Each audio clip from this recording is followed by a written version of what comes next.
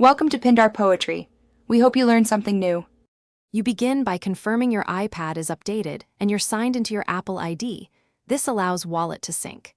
Next, open Settings, tap Wallet and Apple Pay, then add card. You'll scan your physical card or enter details manually. Keep the card and your bank's verification info handy.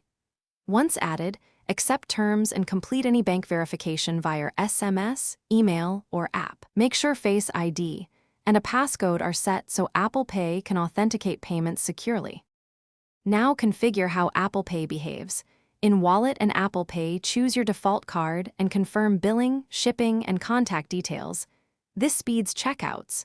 You'll also verify the card if the bank requested additional steps. Follow the verification code or app prompt. If you use Transit, enable Express Transit for quick taps.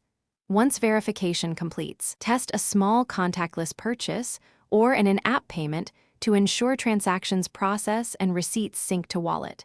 To complete a payment in person, double-press the top button, glance to authenticate with Face ID, then hold the iPad near the reader. Wait for Done. For in-app or web payments, select Apple Pay at checkout and confirm with Face ID. Make sure shipping and billing match your bank's records to avoid declines. If something fails, reboot the iPad, verify your region supports the card, ensure the bank hasn't blocked the card, and re-add it if necessary. One clear verification step usually resolves most problems. Thanks for watching. Consider subscribing if we helped you.